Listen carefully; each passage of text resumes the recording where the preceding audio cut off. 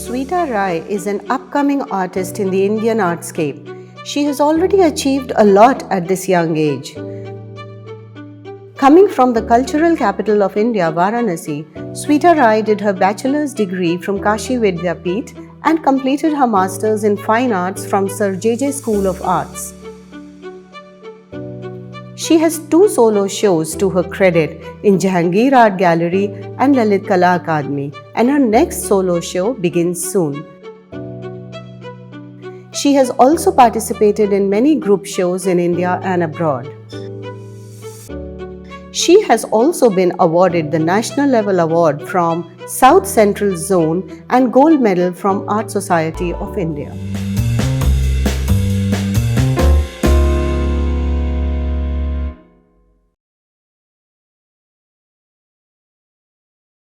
Welcome, Sweeta Rai, on the sets of Chaibrary. Thank you so much for having me here. So, Sweeta, you are a very passionate artist और आपकी journey काफ़ी interesting रही है. At this young age, आपने renowned galleries में present किया है अपना work, and more than that, you have also been awarded. So, how did this whole journey begin? मैं तो गाजीपुर से बिलोंग करती हूँ. गाजीपुर डिस्ट्रिक्ट में एक जगह है यूसुफपुर बाज़ार, वहाँ पे मेरी पैदाइश हुई है. वो एक रूरल एरिया है, एक छोटा सा कस्बा है. तो वहाँ पे फाइन आर्ट्स का तो कोई किसी को पता नहीं था, और वहाँ पे लड़कियाँ बाहर जाके पढ़ाई भी नहीं करती. मैं एक जमींदार फैमिली से बिलोंग करती हूँ. मैं तो नॉर्मल पढ़ाई कर रही थी, नॉर्मल लाइफ जी रही थी, जैसे वहाँ के एक कस्बे में एक छोटे जगह पे जैसे लोग रहते हैं. पर जब मैं 12th का एग्ज़ाम दे रही थी तो वहाँ पे राजकुमार सिंह करके एक टीचर थे जो कि मेरे स्कूल में गाइड करने के लिए आए हुए थे. एग्ज़ाम के टाइम में दूसरे स्कूल से टीचर्स आते हैं, तो उस तरीके से फिर एग्ज़ाम के टाइम में मैं जब आर्ट कर रही थी तो उन्होंने आर्ट देखा मेरा और बोला कि तुम्हारा आर्ट तो अच्छा है एंड तुम्हें ट्राई करना चाहिए फाइन आर्ट्स करने के लिए. तुमने कुछ सोचा है कि तुम्हें आगे क्या करना है? मैंने बोला कि मुझे तो कुछ पता नहीं है फाइन आर्ट्स के बारे में, और ये कैसे होता है, कहाँ से होता है, मैं कुछ भी नहीं जानती. क्या आप मुझे गाइड करेंगे? पर वो भी यंग थे, क्योंकि उन्होंने भी मास्टर करके तुरंत उन्हें जॉब मिला था, तो उनके लिए भी इतना इजी नहीं था उस गांव के क्षेत्र में कि किसी लड़की को सपोर्ट करना या किसी उस बातचीत करना भी थोड़ा डिफिकल्ट होता है. फिर मैंने वहाँ पे प्रिंसिपल को कन्विंस किया कि आप सर से बात करिए और मेरे घर पे बोल दीजिए कि ये बता दें इस एजुकेशन के बारे में कि कैसे होता है. तो हुआ और वो मेरे घर पे आए और उन्होंने मेरे पेरेंट्स को बताया. पर मेरे पेरेंट्स बिल्कुल रेडी नहीं थे कि घर से बाहर भेज के बनारस में अकेले कैसे मैं पढ़ाऊँगा. इस चीज़ के लिए मेरे घर में कोई तैयार नहीं था. पर मैंने बहुत कन्विंस किया, मतलब रोने तक की भी हालत है कि मुझे करवा दो, कुछ तो मैं करना चाहती हूँ, और मुझे लगता है कि आर्ट ही कर सकती हूँ मैं, और कुछ में तो मैं बहुत अच्छी नहीं हूँ, या खाना बना सकती हूँ. 2 चीज़ मुझे पसंद थी. और फिर मेरे बहुत कहने के बाद मेरे पेरेंट्स रेडी हुए और काशी विद्यापीठ में एडमिशन के लिए मैंने फॉर्म डाल दिया और वहाँ पे एडमिशन हुआ और वहाँ पे मैंने BFA किया. So, Kashi Vidyapeeth was how far from your town? वहाँ से 4 घंटे का रास्ता है. मेरे यूसुफपुर से 4 घंटे लगते हैं मुझे बनारस पहुँचने में, और बनारस में ही काशी विद्यापीठ यूनिवर्सिटी है. वहाँ पे BHU है जो कि बहुत वेल नोन यूनिवर्सिटी है. बट जब डिसाइड हुआ इट वाज वेरी लेट, क्योंकि एग्ज़ाम दे रही थी तब ये डिसाइड हुआ, तो वहाँ का फॉर्म आउट हो चुका था. तो विद्यापीठ में मुझे फॉर्म मिला और वहाँ एडमिशन मिला. मैंने वहीं से फिर पढ़ाई कर ली complete. So, from there you went to Sir J.J. School of Art? Sir JJ school of art तो मैं पढ़ाई करते वक्त मुझे एक ड्रीम जैसा कॉलेज लगता था, because sir JJ school of art, Shantiniketan, ये सारी चीज़ें पढ़ो तो लगता था कि हाँ पढ़ना तो चाहिए. बट मेरे पेरेंट्स ने जो मुझे बनारस भेजा यही मेरे लिए बहुत बड़ी बात थी. और फाइनल ईयर करते करते मेरी शादी भी हो गई. फाइनल ईयर के एग्ज़ाम के टाइम, मतलब लास्ट एग्ज़ाम दे रही थी और लास्ट एग्ज़ाम दे के मैं घर गई और मेरी दूसरे दिन ही शादी थी. तो मास्टर का तो कुछ भी भरोसा नहीं था कि कैसे होगा, बट मैं बहुत परेशान थी कि मुझे मास्टर करना था और मेरी शादी हो रही थी, जो कि उसके लिए भी मैं पूरी तरीके से कन्विंस नहीं थी. लेकिन एक जमींदार फैमिली में लोगों को ये रिस्पॉन्सिबिलिटी होती है कि नहीं, लड़की बड़ी हो गई तो शादी कर दो और निपटा दो, तो उनकी जिम्मेदारी खत्म हो जाए. सो अब इतनी छोटी थी कि मैं झगड़े भी नहीं कर सकती घर में कि नहीं मुझे नहीं करनी है. तो जो मेरी फैमिली बोलती गई उस तरीके से मैं उनकी बातों को मान के शादी भी किया. बट ये है कि मेरी फैमिली ने जहाँ शादी हुई वहाँ पे बात की हुई थी कि नहीं, इनको आगे पढ़ना है और आर्ट करना है, बट पढ़ के टीचर बनना है, इस तरीके की बात हुई थी. आर्टिस्ट बनने का जैसा कुछ सपना, इस तरीके का कुछ बात नहीं हुई थी. फिर शादी हो गई और शादी की वजह से मुझे 1 साल का गैप लेना पड़ा क्योंकि एग्ज़ाम देते ही शादी हुई एंड देन कुछ डिसाइड नहीं हो पाया कि मास्टर कैसे होगा।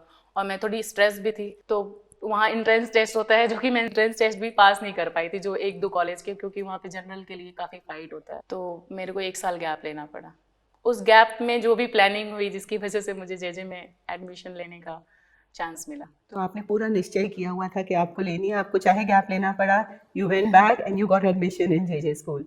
ये डेस्टिनी मैं कह सकती हूँ, बिकॉज अब शादी मेरी आर्मी पर्सन से हुई, तो हमने एक स्टोरी बनाई कि आर्मी में ट्रांसफ़र हो सकता है उनका पुणे में, और पुणे में अच्छी यूनिवर्सिटी है, या महाराष्ट्र में आर्ट के लिए जेजे स्कूल ऑफ आर्ट अच्छा है। तो पहले तो हमने प्लान किया पुणे के लिए, फिर पुणे में जाके फिर 2-3 महीने में रही वहाँ पे, और फिर मैं बॉम्बे घूमने के लिए गई और जेजे देखने के लिए, क्योंकि मैं इतनी श्योर नहीं थी कि मैं विद्यापीठ से पढ़ रही हूँ और मुझे जेजे में भी एडमिशन मिल सकता है, क्योंकि मैं वहाँ पे भारतीय विद्यापीठ एक पुणे में है, मैं उसके लिए गई हुई थी।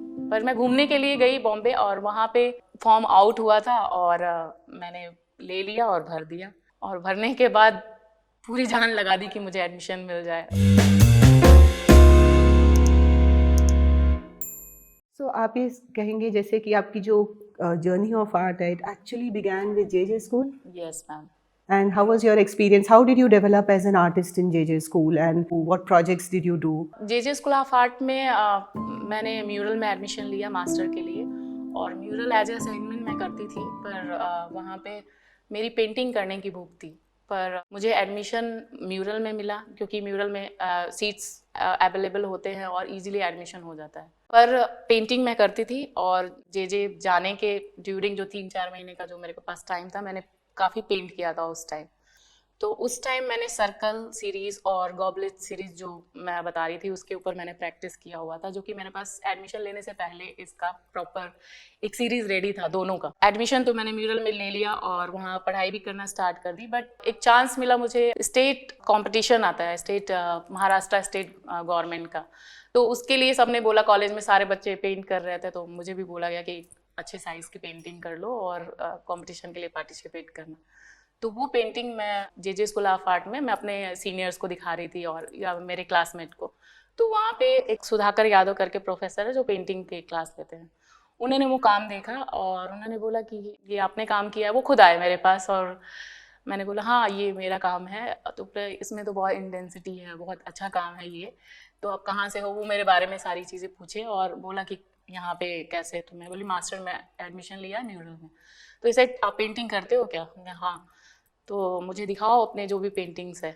तो फिर मैं वो सारी पेंटिंग जो मैंने आपको बताया गॉबलेट सीरीज और सर्कल वाला, वो उनके पास लेके गई। और स्टार्टिंग में जो क्रिएटिव प्रोसेस जो आपने पूछा कि क्रिएटिव जर्नी कैसे स्टार्ट हुई, जब भी मैं क्रिएटिव काम करती थी तो किसी न किसी से इन्फ्लुएंस होता था। तो मैंने सोचा मैं अब जीरो से स्टार्ट करूँगी। फिर मैंने जीरो सर्कल को कंपोज करना स्टार्ट किया अपने काम में। तो स्टार्टिंग में एब्स्ट्रैक्ट ही था, एब्स्ट्रैक्ट में मैंने सीरीज सर्कल जो सीरीज है उसमें काम किया, एंड उसके बाद मैंने गॉबलेट फॉर्म के ऊपर काम किया, तो उसमें भी मैंने 100 से ऊपर काम कर लिए थे, मतलब मास्टर करने से पहले ही। Goblet you moved on to human forms. Human forms वही जैसे मैंने बताया कि सुधाकर सर मिले, तो उन्होंने बोला कि मुझे अपना काम दिखाओ आप, I want to see your work. जब मैं वो काम लेके उनके पास गई तो बोला कि ये क्या है, क्या किया है, मतलब मैंने बोला क्रिएटिव कुछ करने की कोशिश की है मैंने।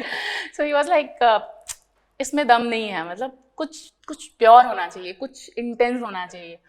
तो मैंने बोला वो क्या, कैसे हो सकता है वो सारी चीज़ें? तो बोले तुम यही फील करती हो, तुम अपनी फीलिंग्स को तुम सोचो कि तुम क्या कर सकती हो। तो वो डिस्कशन इतना इंटेंस था, मैंने फर्स्ट टाइम ऐसा आर्ट को फीलिंग्स के जैसा महसूस किया कि हाँ कुछ है मेरे अंदर जो मैं एक्सप्रेस कर सकती हूँ, कुछ अमेजिंग चीज़ है। तो उसमें ब्लास्ट जैसी फीलिंग, स्पॉन्टेनिटी, हर चीज़ अचानक से मुझे क्लिक होने लगी कि हाँ ये कर सकते हैं ये चीज़। तो जो मेरी पहली जो फिगरेटिव पेंटिंग थी उसमें मैंने सेल्फ पोर्ट्रेट मैंने खुद को ही पेंट किया हुआ है, और खुद को ड्रॉ करके स्टार्ट किया मैंने, और खुद को प्रॉपर प्रेजेंट नहीं करना था मुझे, कुछ डिस्ट्रैक्ट फॉर्म करके। तो मैंने सेल्फ पोर्ट्रेट किया, फिर उसके बाद टॉर्सो किया, फिर लोअर बॉडी। तो जैसे बॉडी का भी एक साथ मैंने स्टडी नहीं किया, डिवाइड कर दिया, जिस चीज़ को मैं देख सकती थी उस पर ही ध्यान दिया। तो इस तरीके से बॉडी फॉर्म को पहले डिस्टॉर्टेड किया, एंड देन बाद में धीरे धीरे उस सीरीज़ पे बहुत सारे काम किए during master, and second year में जाते जाते फिर अपनी एक इंडिविजुअल पेंटिंग स्टाइल भी डेवलप होते गया।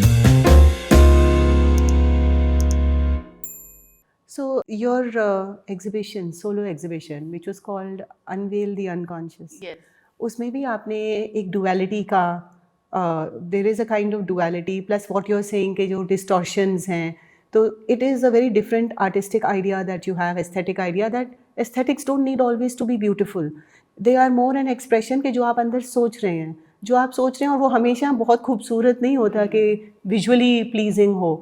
तो आपका आर्ट थोड़ा इस ट्रैजेक्टरी में जाने लग गया। तो इस बारे में आप कुछ बताएंगे? आपकी जो सोलो एग्जीबिशन हुई जिसमें आपने मेल एंड फीमेल फॉर्म्स लिए और अनकॉन्शियस के ऊपर आपने ज़्यादा जोर दिया, plus you went against the normal ideas of aesthetic beauty.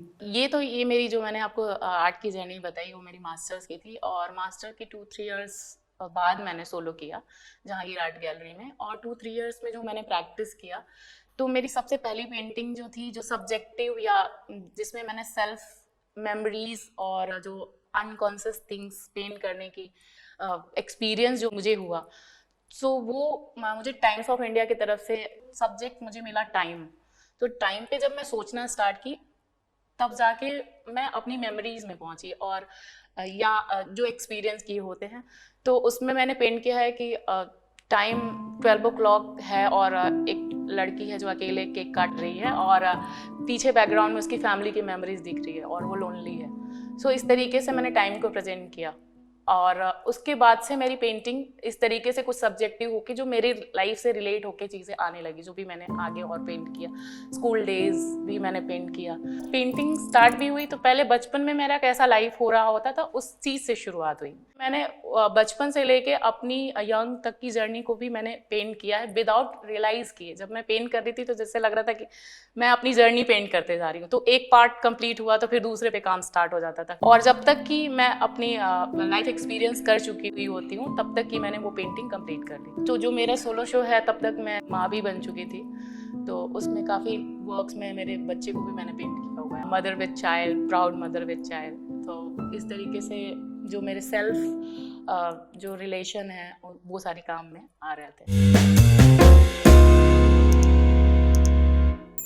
So like you are saying कि जब आप एक you are going back into your memories और आपको केक कटिंग का आया, when you a person is alone and cutting the cake and a kind of loneliness जैसे आप बात कर रहे हैं, I suppose it could be related to the fact that you were perhaps the only girl child in your house, and also कि आपका जैसे थोड़ा कंजर्वेटिव सेटअप था, तो उसमें girls are not really encourage to get out and Yes, ma'am, totally. When I was 8 years old or 12 years old, I used to go out, play with my brothers. But जहाँ लड़कियाँ थोड़ी बड़ी हो रही हैं, बाहर गए तो बिना दुपट्टे के नहीं जा सकते, क्योंकि आपको उस तरीके से देखते हैं जो कि फील होता है कि नहीं मुझे नहीं जाना है। मैं सेफ फील नहीं करती। वो रैदर स्टे करेगी घर पे, अपने घर की चीज़ें करेगी, और वहाँ पे तो लेकिन लड़की है तो फिर लड़की की शादी हो जाए, बस इस तरीके का ही माहौल है कि काम भर पढ़ ले फिर शादी करके उसके घर भेज दो। तो मुझे इन सब चीज़ों से निकल के खुद का तो कुछ करना ही था, और अकेले मैं लड़की थी तो घर में और दूसरी बहनें तो थी नहीं, तो मेरे 2 भाई थे तो 2 अपना बाहर घूम रहे हैं, खेल रहे हैं, जो भी कर रहे हैं, और मैं अकेले घर पे पड़ जाती थी। वही अकेलापन तो था, तो वो सब चीज़ें भी मेरे काम में आई हैं। So looking at your progression in art, you started with circles, goblets, went to figures, watercolors, then media, acrylic, and finally you moved on to mixed media. Now most of your work is in abstract mixed media. Any thoughts on this? Starting से मैंने water colour use किया इसलिए क्योंकि मैं बनारस से bachelor की हुई हूँ, और वहाँ पे वाटर कलर से ही हमारी मेन स्टडी होती है, बिकॉज वहाँ चीज़ें उतनी स्ट्रांग नहीं है जिस तरीके से वाटर कलर लोगों के स्ट्रांग हैं। तो वाटर कलर से हम प्रैक्टिस करते हैं, तो वाटर कलर मेरा ज़्यादा पकड़ वाला मीडियम था। तो स्टार्टिंग मैंने क्रिएटिव में वाटर कलर किया, और समय के साथ जब हम और चीज़ें ढूंढ रहे होते हैं अपने अंदर, तो हमें और भी चीज़ों का सपोर्ट लेना पड़ता है और मीडियम का। तो बाद में मुझे चारकोल बहुत अमेजिंग मीडियम लगा कि जो एक्सप्रेस करते हो आपके साथ वो वर्क करता है उस तरीके से। तो मिक्स मीडिया आपके काम की रिक्वायरमेंट के हिसाब से चीज़ें आती गई। And what about abstract? Abstract शुरुआत मेरी पेंटिंग की, जैसा मैंने बताया, एब्स्ट्रैक्शन ही था। एंड देन उसके बाद जो मेरे टीचर मिले मुझे, सुधाकर यादव जी, उन्होंने मुझे जिस तरीके से सेल्फ एक्सप्रेशन के बारे में बात की हुई थी, तो अंदर से मैं तो इमोशनल पर्सन हूँ, इस हिसाब से जैसा इमोशन मुझे कहता गया जो आर्ट के लिए, उस हिसाब से मैं काम करती गई। पर अब धीरे धीरे मैं आई थिंक मुझे लगता है कि वो सारी चीज़ें जब आप बाहर निकाल लेते हो, एक्सप्रेशन, सेल्फ एक्सप्रेशन, रिलेशन, जो भी चीज़ें था मैंने 4-5 साल में काफ़ी पेंट कर लिया था। एक टाइम था आफ्टर सेकेंड सोलो शो, वो बहुत ज़्यादा एक्सप्रेसिव था। Could you tell us about that first? सो वो जो मेरे वर्क थे वो काफ़ी एक्सप्रेसिव, बोल्ड एक्सप्रेशन, जैसे कि वो डरावने भी थे कह सकते हैं। जब मैं उस जोन में होती थी तो मैं ये नहीं सोचती थी कि क्या ब्यूटीफुल करना है या क्या अच्छा करना है, मैं सिर्फ पेंट करते थे। तो वो पेंट वो बहुत ब्यूटीफुल भी नहीं होते थे, बट ये है इमोशन और एक्सप्रेशन उसमें बहुत स्ट्रांग होते थे। और मुझे लगता है कि वो चीज़ सिर्फ मेरे अंदर से नहीं आ रही थी, जो मैं सोशल में एक्सपीरियंस कर रही थी वो चीज़ें भी मेरे काम में आई, दूसरों के इमोशंस भी मेरे काम में आए। सेकेंड सोलो के बाद मैंने थोड़ा सा डिसाइड भी किया कह सकते हैं, या शायद I was done of that bold और एक्सप्रेसिव थिंग्स, और मैं थोड़ी सेटल भी हो गई थी, थोड़ी काम हो गई थी। और उसके बाद मैंने फिर से एब्स्ट्रैक्ट की जर्नी स्टार्ट की, क्योंकि मैं ब्यूटी भी एक्सपीरियंस कर रही थी। बॉम्बे में रह के मुझे काफ़ी अमेजिंग चीज़ें एक्सपीरियंस करने को मिली। मेरा बेटा मेरी लाइफ में आया जिसकी वजह से तो अच्छी चीज़ें भी एक्सपीरियंस हुई। तो So your I think second, abstract, yes, Yeah, it's lots of colours. मेरी लाइफ बहुत कलरफुल रही, और मतलब मैंने बहुत जिंदा दिली से ज़िंदगी को जी रही थी। सो फिर वो सारी चीज़ें भी तो आनी बनती है। आपका second solo was a very strong one based on mother and child. Yes, उसका टाइटल था वुमेन एंड चाइल्ड। वो मेरे बारे में था कि मेरे वर्क में चाइल्ड आर्ट का काफ़ी इन्फ्लुएंस कह सकते हैं। चाइल्ड आर्ट के जैसा मैं पेंट, काफ़ी फ्रीडम है काम में। वो भी मेरे एक्सप्रेसिव वर्क का ही शो था। And third solo show is going to happen. उसमें मेरे एब्स्ट्रैक्शन वर्क है और काफ़ी काम और सेटल चीज़ें हो गई है उसमें, उस काम में। So you are a very vibrant personality yourself, and perhaps that is why you thought that mixed media is something that satisfies all the facets of your personality. Yes ma'am, and mix media में आपको भी freedom मिल जाता है, काफ़ी कुछ depth आता है काम में। हम धीरे धीरे जब एक्सपीरियंस कर रहे होते हैं अपने क्रिएटिव जर्नी को, तो खुद ब खुद समझ में आता है। पेंटिंग आपको बोलती है।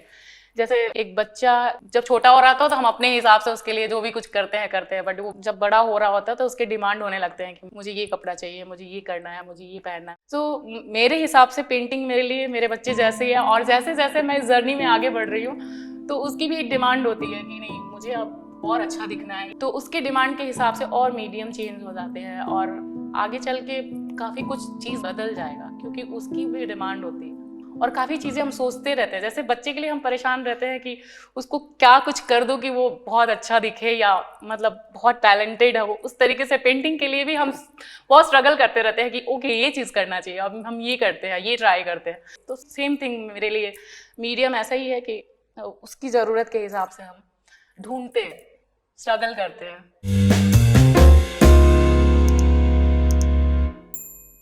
And again, coming back to your art, what have been the major influences in your art? Who have you been influenced by?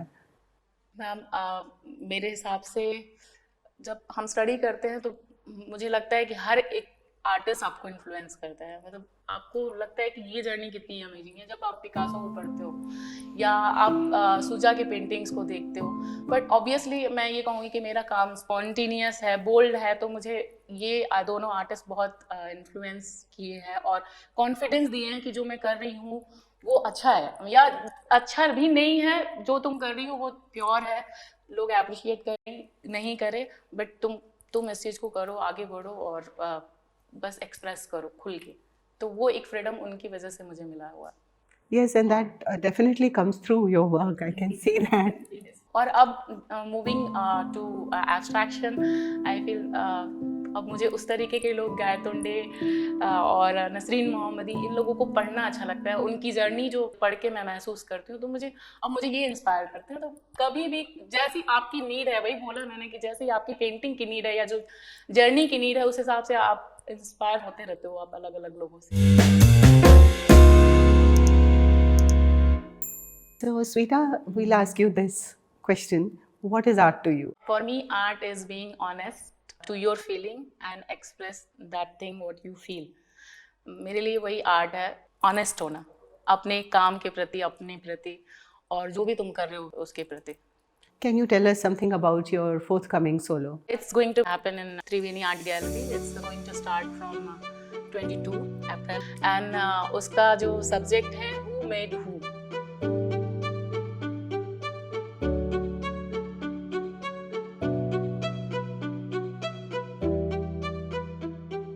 You will see my both kind of work, like there is abstraction also.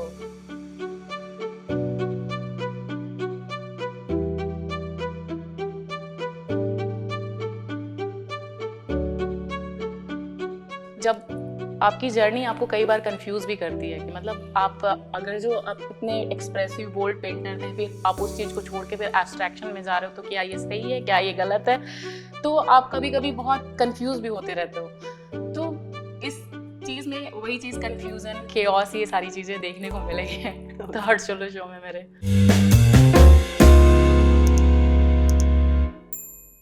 So, what do you think of Chaibrary? Chaibrary is amazing platform. मुझे यहाँ पे आके बहुत खुशी हुई और सबसे इसकी खास बात ये है कि ये हर तरीके के आर्ट के फिल्म में वर्क कर रहे हैं, प्रेजेंट कर रहे हैं आर्टिस्ट को। यहाँ पे आर्ट डायरेक्टर, आप फोटोग्राफर, हर तरीके के लोगों को ये अपॉर्चुनिटी मिल रही है अपनी बात को कहने के लिए। So it's really amazing to be here. Thank you so much, Sweeta, for being here with us and sharing your wonderful insights. With that, we come to the end of this episode of Chaibrary. Do like and subscribe to our channel. Do press the bell icon for latest updates. We thank you for your love and support. This is Jyoti Katpalia from the sets of Chaibrary, signing off. Bye-bye and namaskar.